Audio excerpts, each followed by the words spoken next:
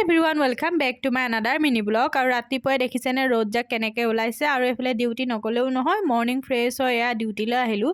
আৰু মই যিহেতুকে লাইন গাড়ীতে বেছিভাগ যাওঁ আৰু সেইকাৰণে অৱস্থা চাওকচোন, কেনেকুৱা অৱস্থা বেয়া হৈ গৈছে। নিজকে ফ্ৰেছ হৈ থকা লিখীয়া লগাই নাই। আৰু এইফালে মই ডিউটি কৰি মেলি সোনকালেই উভতিলোঁ। আহিয়ে ভাত পানী খাই কাপোৰ এখিনি জাপিব আছিলে, সেইখিনিও জাপি ল'লোঁ। আৰু এইফালে চাওকচোন ৰুমটো চাফা কৰোঁতে ডিম পালোঁ।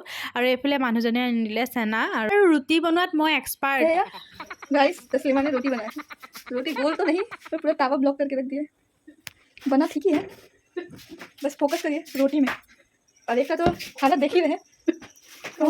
নাজানো ৰুটি বনাবলৈ ইমানেই বেয়া পাওঁ। আৰু এইফালে মানুহজনে পৰি আছে গোমধান, আৰু ক'লোঁ যে বজাৰৰ পৰা লৈ আহিবলৈ, আৰু সেইকাৰণে আনি দিলে খাবলৈ। আৰু খাবলৈ যে ইমানেই টেষ্টি আছিলে নহয়। দিনতে ভাত চব্জি সকলোবোৰ বৌয়ে বনাই থৈছিলে। আহিয়ে মই দাইলকণ তুলি দিলোঁ। আৰু দাইলকণ বনাইছোঁ মই বইল কৰি, আৰু সেইকাৰণে দাইলতে চববিলাক দি দিছোঁ।